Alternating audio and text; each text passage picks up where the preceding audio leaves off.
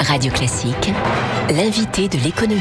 7h20, le secrétaire d'État au budget est mon invité ce matin sur Radio Classique. Bonjour Christian Ecker. Bonjour Nicolas Pierron. Les performances de l'équipe de France de football peuvent-elles avoir un impact positif sur notre PIB ?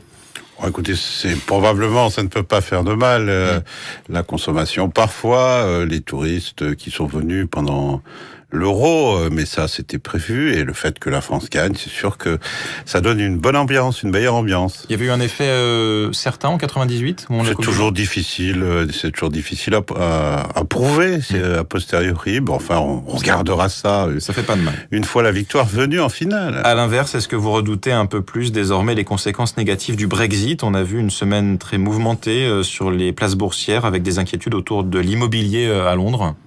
Oui, mais ça va pas être immédiat. Je pense qu'il va se passer un peu de temps. Il faudra voir la croissance en Grande-Bretagne. Il est probable que cette croissance plonge. La Grande-Bretagne est un partenaire économique de la France, à hauteur de 8%, je crois, de nos échanges. On est moins dépendant de la Grande-Bretagne que d'autres pays d'Europe, notamment l'Allemagne. Ça ne change pas l'équation budgétaire pour 2017. Non, en ce qui concerne la croissance, nous sommes très clairs. Nous avions prévu 1,5% de croissance cette année et l'année prochaine. Nous ne changeons pas ces paramètres. Certains d'ailleurs, peut-être avant le Brexit, estimaient qu'on pouvait augmenter ces prévisions de croissance. On va attendre probablement le milieu ou la fin de l'été pour regarder ce que ça a donné au deuxième trimestre. On pourrait monter à 1,6, 1,7 éventuellement ? On pourrait monter, mais aujourd'hui c'est trop tôt pour le dire. On a fait un bon premier trimestre. Il faut attendre les résultats du second trimestre. Vous savez, la prévision, c'est toujours difficile. Christian Ecker, les dépenses de l'État vont augmenter l'an prochain de 2,7 milliards. Est-ce que c'était inévitable ? Écoutez, on a des priorités. Les priorités, elles sont connues. C'est l'éducation, c'est la sécurité. Nous avons donné une inflexion en ce qui concerne certains ministères. Je pense notamment au ministère de la Défense. La loi de programmation militaire a été revue. Nos forces armées sont engagées à l'extérieur, mais aussi à l'intérieur, dans le cadre de la protection des Français.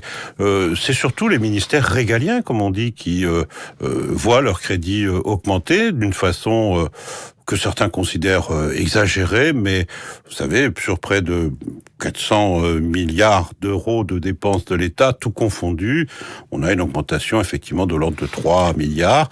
C'est néanmoins sur la durée du mandat une baisse des dépenses de l'État, il faut le rappeler. Mais l'État a renoncé aux fameux 50 milliards d'euros d'économies sur les 3 dernières années du quinquennat. Le contexte a changé, l'inflation est très faible.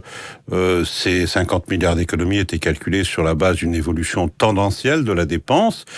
Il n'est pas d'ailleurs certain que cet objectif ne soit pas atteint. Là aussi, c'est souvent a posteriori qu'on peut comptabiliser les économies.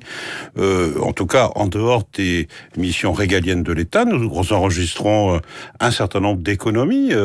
La charge de la dette, compte tenu des très faibles taux d'intérêt, nous permet d'économiser plus d'1 milliard d'euros supplémentaires.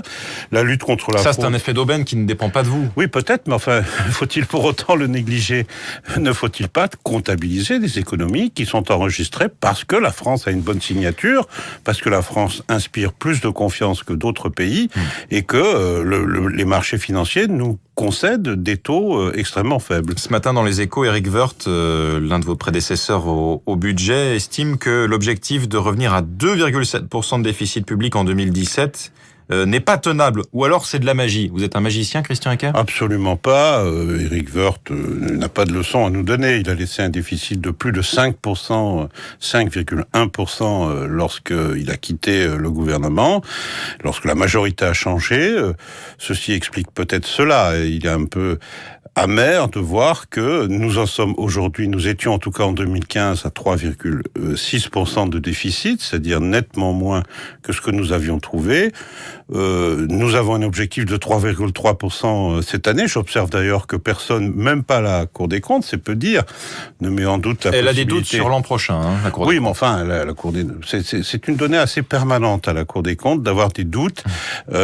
Certes, on nous reproche parfois d'avoir des certitudes. L'objectif 2,7% l'an prochain. tout est calibré, vous l'observerez dans le projet de loi de finances, qui sera déposé fin septembre, sera adopté au Conseil des ministres, 2,7%. Il y a un équilibre qui est tenu. Il y a un petit peu de bidouillage aussi, Christian Eckert, il faut le reconnaître, sur le CICE. Les baisses de charges, leur effet sur le budget sera reporté à 2018, en fait, à hauteur de plusieurs milliards d'euros. Alors c'est pas du bidouillage, il faut être très très clair. Merci de me poser cette question. Il était prévu de baisser un certain nombre d'impôts, la C3S et une petite part d'impôts sur les sociétés.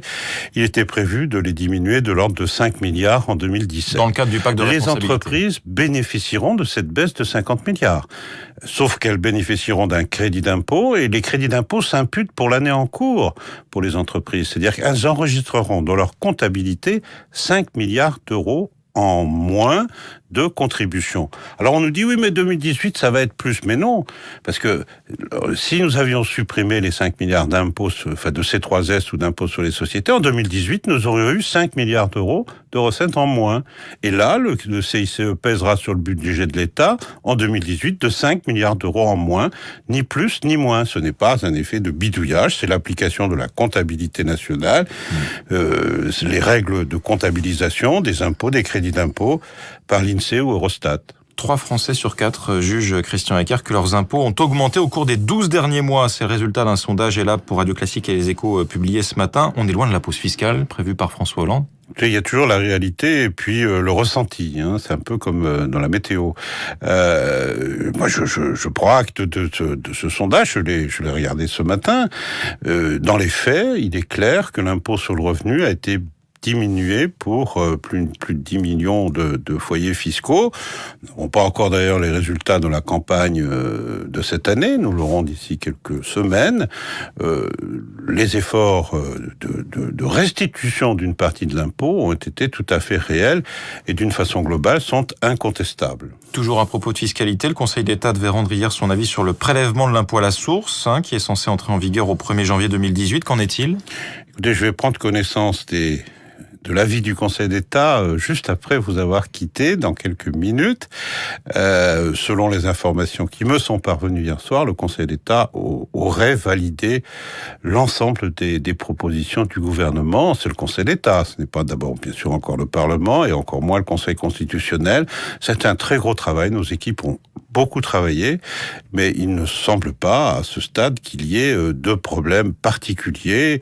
Nous avons répondu à toutes les remarques du Conseil d'État. Toute dernière question, est-ce que le taux du livret A va baisser en deçà de 0,75% cet été ? Écoutez, la Banque de France va faire des propositions, je crois. Le ministre des Finances, Michel Sapin, prendra les décisions. Là aussi, 0,75, les Français... On est à 0 d'inflation, faut le rappeler. Oui, les Français ont l'impression que c'est très peu. Et quand on leur dit il y a quasiment 0 d'inflation et 0,75, c'est une rémunération... Ils ont parfois été habitués à des taux qui étaient bien supérieurs, même si l'inflation était également bien supérieure. C'est aussi le ressenti par rapport à la réalité. Donc ça pourrait baisser ? Non, ce n'est pas du tout ce que je vous dis. Bien au contraire, nous verrons avec Michel Sapin comment tirer les leçons des propositions de la Banque de France, mais la décision sera prise dans les jours qui viennent. Merci beaucoup d'avoir été avec nous ce matin, Christian Eckert, secrétaire d'État au budget, invité de l'économie de Radio Classique.